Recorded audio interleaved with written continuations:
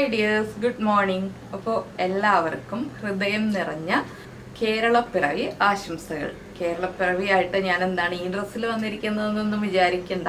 എനിക്ക് കേരളപ്പിറവിയായിട്ട് കേരള സാരി കൊടുക്കാൻ മടിയായതുകൊണ്ടാണ് ഞാൻ ഈ ഡ്രസ്സിൽ വന്നിരിക്കുന്നത്. അപ്പോൾ കേരളപ്പിറവി ആശംസകൾക്ക് ഏത് ഡ്രസ്സായാലും കുഴപ്പമൊന്നുമില്ലല്ലോ. അപ്പോൾ കേരളപ്പിറവി ആശംസകൾ മാത്രമല്ല കേട്ടോ, വളരെ സിമ്പിളായിട്ട് തയ്യാറാക്കാൻ പറ്റിയ ഒരു പച്ചമുളക് മോര് കറിയുടെ റെസിപ്പിയും കൂടി ഉണ്ട്. അപ്പോൾ എങ്ങനെയാണ് നമുക്ക് നമ്മുടെ സിമ്പിളായിട്ടുള്ള പച്ചമുളക് മോര് കറി തയ്യാറാക്കുന്നതെന്നും കൂടി നോക്കാം.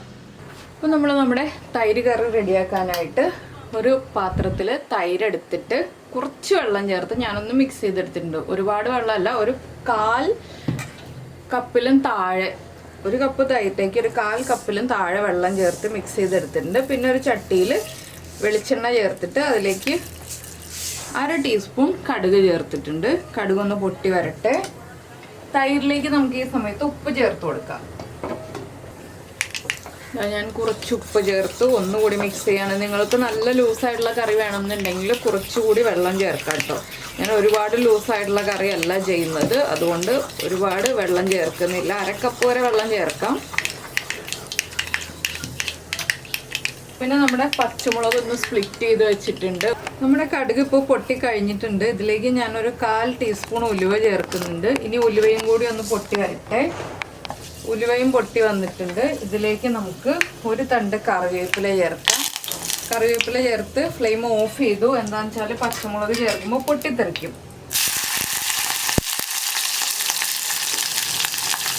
പച്ചമുളക് ചേർത്ത് ഒന്ന് ഇളക്കി കൊടുക്കുക. ഇനി നമുക്ക് ഫ്ലെയിം ഓൺ ചെയ്യാം. ചെറിയ ഫ്ലെയിമിൽ വെച്ചിട്ട് നമുക്കൊന്ന് പച്ചമുളക് കുക്ക് ചെയ്തെടുക്കാം. പച്ചമുളകിൻ്റെ ആ ഒരു എരിവൊന്ന് കുറഞ്ഞു കിട്ടാനായിട്ട് നമ്മളൊന്ന് പച്ചമുളക് കുക്ക് ചെയ്തെടുക്കണം. എങ്കിൽ നമ്മുടെ തൈര് കറിക്ക് ഓവറായിട്ട് എരിവ് കുറഞ്ഞു കിട്ടുള്ളൂ. അല്ലെങ്കിൽ ഭയങ്കര എരിവായിപ്പോവും. പച്ചമുളകിൽ ആ ഒരു വെളുത്ത പാടുണ്ടല്ലോ, എണ്ണയിൽ കിടന്ന് മൊരിഞ്ഞ് കഴിയുമ്പോൾ വെളുത്ത പാട് വരും. അതുവരെ നമ്മളൊന്ന് ഇളക്കി കൊടുക്കണം. പിന്നെ അധികം പുളിയില്ലാത്ത തൈരായിരിക്കണം നമ്മളിതിലേക്ക് എടുക്കേണ്ടത്. പുളിയുള്ള തൈരല്ല. ഇനി നമുക്ക് ഈ പച്ചമുളകിലേക്ക് ഒരു 1/4 ടീസ്പൂൺ മഞ്ഞൾപ്പൊടി ചേർത്ത് കൊടുക്കാം. മഞ്ഞൾപ്പൊടി ചേർക്കണം എന്നുണ്ടെങ്കിൽ ചേർത്താൽ മതി കേട്ടോ. മഞ്ഞൾപ്പൊടിയുടെ കളർ വേണ്ട, നിങ്ങൾക്ക് വൈറ്റ് കളറിലെ തൈര് മുളക് കറി മതി എന്നുണ്ടെങ്കിൽ വൈറ്റ് കളർ മതി. ഇല്ലെങ്കിൽ ലൈറ്റായിട്ടൊരു മഞ്ഞ കളർ വേണമെന്നുണ്ടെങ്കിൽ മാത്രം മഞ്ഞൾപ്പൊടി ചേർത്ത് കൊടുത്താൽ മതി. മൺചട്ടിയാണ്. ഇനി ഇത് ചൂട് കൂടിക്കൊണ്ടിരിക്കും. ഞാൻ ഫ്ലെയിം ഓഫ് ചെയ്തു. നമ്മൾ ഫ്ലെയിം ഓഫ് ചെയ്തിട്ടും ഒന്ന് ഇളക്കി കൊടുത്തുകൊണ്ടിരിക്കുക കേട്ടോ. ആ ചട്ടിയുടെ ചൂടൊന്ന് കുറഞ്ഞ് വരുന്നത് വരെ നമ്മളൊന്ന് ഇളക്കി കൊടുക്കുക. ഇതിലേക്ക് വെള്ളമൊന്നും ചേർക്കണ്ട. നമ്മൾ മിക്സ് ചെയ്ത് വെച്ചിരിക്കുന്ന, ഉപ്പ് ചേർത്ത് മിക്സ് ചെയ്ത് വെച്ചിരിക്കുന്ന തൈരാണ് ഒഴിച്ചു കൊടുക്കുന്നത്. ഇതാ ചൂടൊക്കെ ഒന്ന് കുറഞ്ഞ് വന്നിട്ടുണ്ട്. ഇതിലേക്ക് നമ്മൾ റെഡിയാക്കി വെച്ചിരിക്കുന്ന തൈര് ചേർത്ത് കൊടുക്കുക. വെള്ളം കുറവാണെങ്കിൽ വെള്ളം ചേർത്ത് കൊടുക്കുക കേട്ടോ, തൈരിൻ്റെ കൂടെ തന്നെ.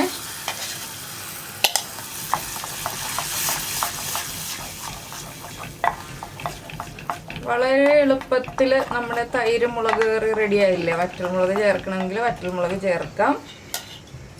ഞാനിപ്പോൾ വറ്റൽമുളക് ചേർത്തില്ല, എന്താണെന്ന് വെച്ചാൽ മറന്നുപോയി. അതുകൊണ്ടാണ് കേട്ടോ. വറ്റൽമുളക് ചേർത്താലും ചേർത്തില്ലെങ്കിലും കുഴപ്പമില്ല. അപ്പോൾ വളരെ സിമ്പിളായിട്ടുള്ള നമ്മുടെ തൈര് മുളക് കറി റെഡി ആയിക്കഴിഞ്ഞു. ഇനി ടേസ്റ്റ് ചെയ്യുക. ഉപ്പ് കുറവാണെങ്കിൽ ഉപ്പ് ആഡ് ചെയ്ത് കൊടുക്കുക. പുളി കൂടുതലാണെന്നുണ്ടെങ്കിൽ ഒരു 2 പിഞ്ച് പഞ്ചസാര ചേർക്കുക. നിങ്ങളെടുക്കുന്ന തൈരിൻ്റെ പുളി അനുസരിച്ച് മാത്രം പഞ്ചസാര ചേർക്കുക.